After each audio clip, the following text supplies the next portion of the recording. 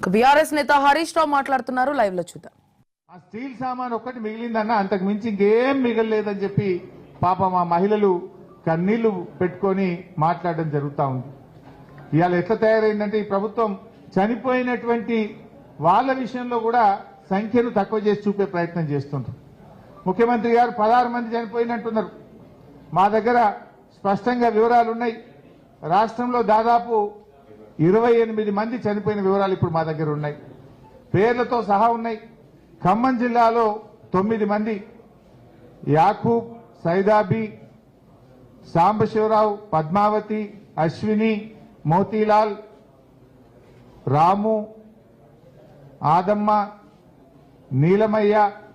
సూర్యాపేటలో నాగం రవి, ఎర్రమల్ల వెంకటేశ్వర్లు, మహబాద్ లో నర్సయ్య, శ్రావణి, నాగభూషణం, ములుగులో మహేష్, మల్లికార్జున్, ఆదిలాబాద్ లో భోజారాం, నారాయణపేటలో హనుమమ్మ, అంజిలమ్మ, నాగర్ కర్నూల్లో గుర్తు తెలియని వ్యక్తి తాడూరు మండలం చెర్ల తిరుమలాపూర్ గ్రామంలో డెడ్ బాడీ దొరికింది.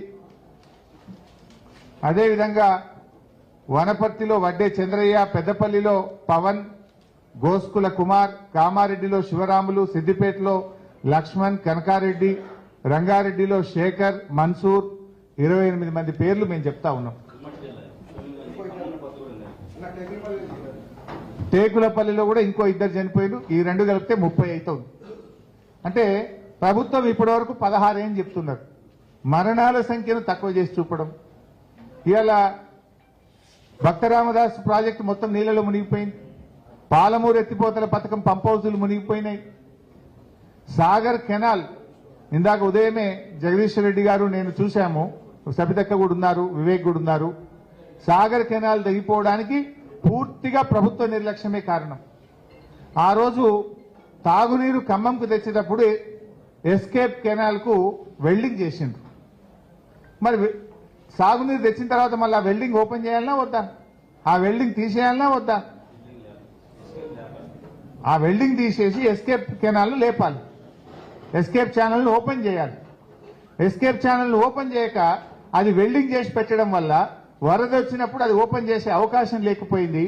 దాంతో 133, 134 దగ్గర 2 చోట్ల ఇవాళ నాగార్జున సాగర్ లెఫ్ట్ కెనాల్ కొట్టుకుపోయిన పరిస్థితి ఏర్పడ్డది. 1000 ఎకరాల్లో పంట నష్టం జరిగింది. దాదాపు 2000 ఎకరాల్లో అక్కడ పంట నష్టం జరిగింది. ఇది కేవలం ప్రభుత్వ నిర్లక్ష్యం, అధికారుల నిర్లక్ష్యం. సకాలంలో ప్రభుత్వం స్పందించుంటే ఆ ఏదైతే టాకా కొట్టిండ్రో అది తీసేసి ఆ ఎస్కేప్ ఛానల్ ఓపెన్ చేసి ఉంటే ఇవాళ సాగర్ కెనాల్ కొట్టుకపోకపోతుండే, 1000 ఎకరాల్లో పంట నష్టం జరగకపోతుండే. కొన్ని 1000 ఎకరాల్లో నష్టం జరిగింది. ఇదే రెవెన్యూ మంత్రి పొంగులేటి గారు గతంలో 30,000 ఎకరానికి సహాయం చేయాలని ఆయన డిమాండ్ చేశాడు. మా ప్రభుత్వంలో ఆ రోజు ఉన్నప్పుడు 30,000 ఇవ్వాలి ఎకరానికి అన్నాడు. మీరే కదా రెవెన్యూ మంత్రి, రెవెన్యూ అండ్ రిహాబిలిటేషన్ మినిస్టర్ మీరే. మీ జిల్లాలోనే ఎక్కువ నష్టం జరిగింది. మీ నోటితోనే 30,000 ఇవ్వాలని ఆ రోజు అడిగారు. దయచేసి ప్రతి ఎకరాకు 30,000 రూపాయలు ఇచ్చి రైతుల్ని ఆదుకోవాలని చెప్పి మేము ఈ ప్రభుత్వాన్ని డిమాండ్ చేస్తా ఉన్నాం. ఈ నిర్లక్ష్యం మీ నిర్లక్ష్యం, మీ తప్పిదం వల్ల ఇవాళ సాగర్ కెనాల్ దిగిపోయింది. సాగర్ కెనాల్ బాధితులతో పాటు రాష్ట్ర వ్యాప్తంగా ఎక్కడెక్కడైతే పంట నష్టం జరిగిందో గతంలో రెవెన్యూ మంత్రి పొంగులేటి శ్రీనివాస్ రెడ్డి గారు డిమాండ్ చేసిన విధంగా ఎకరానికి 30,000 రూపాయలు ఇచ్చి రైతుల్ని ఆదుకోవండి. చాలా చోట్ల ఇసుక మేట పెట్టింది. ఆ పొలాల్లో ఇసుక మేట పెట్టిన తర్వాత చోట కూడా రైతులు చాలా బాధపడతా ఉన్నారు. వాళ్ళు కూడా మా దృష్టికి తెచ్చారు, కన్నీళ్లు పెట్టుకున్నారు. ఆ ఇసుక మేట తీయాలంటే చాలా కష్టమైతుంది. కనీసం వారికి 50,000 ఆర్థిక సహాయం ఏ రైతుల పొలాల్లో అయితే ఇసుక మేట పెట్టడం జరిగిందో వారికి సహాయం అందించాలని చెప్పి కూడా మేము కోరుతా ఉన్నాం. ఇవాళ రేవంత్ రెడ్డి గారు ఏది మాట్లాడినా నిన్న కూడా మాట్లాడుతూ మేము ఆర్థిక సాయం చేయాలన్నట్టు. ప్రతిపక్షంలో ఉన్నప్పుడు ఆ రోజు మేము ప్రభుత్వంలో ఉంటే ప్రభుత్వం మాకు సాయం చేయాలి, అధికారంలో ఉంటే కూడా మళ్ళీ ప్రతిపక్షాన్ని విమర్శిస్తున్నావు అంటే ఇది నీ చేతగాంతనం. అధికారంలో ఉన్నా నువ్వే విమర్శిస్తావు, ప్రతిపక్షంలో ఉన్నా విమర్శిస్తావు.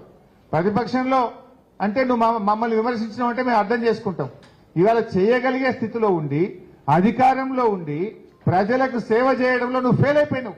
అసలు ఎక్కడ పోయినావు? మొన్న నువ్వు వరదలు వచ్చినాడు, వరదలు వచ్చిన 24 గంటలు ఇంట్లోనే ఉన్నావు. కనీసం ఒక వీడియో కాన్ఫరెన్స్ పెట్టలే, సెక్రటరియట్ కు రాలేదు, ఎక్కడున్నావని నేను అడుగుతా ఉన్నా. You are failed. ఈ రకంగా నీ వైఫల్యాన్ని ప్రతిపక్షాల మీద నీ మీద నీ యొక్క ఫెయిల్యూర్ లో నీకు అంటిన బురదను ప్రతిపక్షాలకు అంటించాలి, నీ బురద కడుక్కోవాలని చూస్తున్నావు నువ్వు. కానీ ప్రజలు ఏమంటున్నారు? ఇవాళ ఖమ్మంలో మేము తిరుగుతుంటే, అన్నా మీ ప్రభుత్వమే బాగుండే, కేసీఆర్ గారు బాగా చేసిండ్రు అని కొన్ని వందల నోట్ల మేము విన్నాం. ఇవాళ ఏది మాట్లాడినా అంతే. రైతు రుణమాఫీ కాలేదంటే హరీష్ రావు గారు ఇంటింటికి పోయి కాగితాలు జమ చేసి మాకు ఇయ్యాలంటాడు. లేదా కేంద్రం బడ్జెట్ ఇస్తలేదంటే కేసీఆర్ గారు దీక్ష చేయాలంటాడు. వరదలు వచ్చినాయి సాయం చేయంటే బీఆర్ఎస్ వాళ్ళు చేయాలంటాడు. మరి అన్ని మేం చేస్తే నువ్వెందుకు కూర్చున్నావు సీఎం కుర్చీగా? నువ్వు ఉన్నది చేయనీక దేనికోసం? వరదల్లో కూడా రాజకీయం చేస్తావా? నేనేం మాట్లాడిండు మీరు చూడలేదా బ్రదర్? సూర్యాపేటలో మా మీద బురద చల్లిండు, పొద్దున చిట్చాట్లో మమ్మల్ని తిట్టిండు. నిన్న వీళ్ళు కలెక్టరేట్ లో మీటింగ్ పెట్టి రివ్యూ చేసిండ్రా బైసాబ్? మీరే ఉన్నారు కదా. 6 ఉపన్యాసం కొట్టిరు. బయటకెళ్ళి వచ్చిన వాళ్ళు 2 జిల్లా మంత్రులు, 3 ముఖ్యమంత్రి, 6 ఉపన్యాసం కొట్టిరు తప్ప జిల్లాలో పంట నష్టం ఎంత జరిగింది, ప్రాణ నష్టం ఎంత జరిగింది, ఆస్తి నష్టం ఎంత జరిగింది, రీహాబిలిటేషన్ క్యాంపులో ఎంతమందిని పెట్టినారు, ఎంతమందికి అన్నం పెడుతున్నారు, కరెంటు పునరుద్ధరణ ఎప్పుడు జరుగుతుంది, ఏం చేద్దాము అనే ఒక ప్రణాళిక గురించి మాట్లాడిందా? కలెక్టరేట్ రివ్యూలో మీరే ఉన్నారు కదా. 6 ఉపన్యాసం కొట్టిండ్రు. గంటన్నర సేపు ఉపన్యాసం కొట్టింది తప్ప రివ్యూ తక్కువ, ఉపన్యాసం ఎక్కువ. ఆ ఉపన్యాసం ఏంటి? ప్రతిపక్షాలు తిట్టుడు, మా మీద బురద జల్లుడు. అంతకు మించి అసలు మీరు చేయాల్సిన పని ఏంది? Where is the seriousness? 3 మంత్రులు ఫెయిల్ అయిందని ముఖ్యమంత్రి బయలుదేరిండు. మనం చూడలేదా నిన్న? మంత్రుల మీద ప్రజలు తిరగబడ్డారు, తీవ్రమైన ఆవేశాలు వ్యక్తం చేశారు. సరి చేసుకోండి, ప్రజలకు సేవ చేయండి, ప్రజలకు ఇచ్చిన మాట నిలబెట్టుకోండి. అది మీకు చేత కాదు. మేమొస్తే చివరికి మా మీద కూడా దాడి చేసే ప్రయత్నం చేయాలి.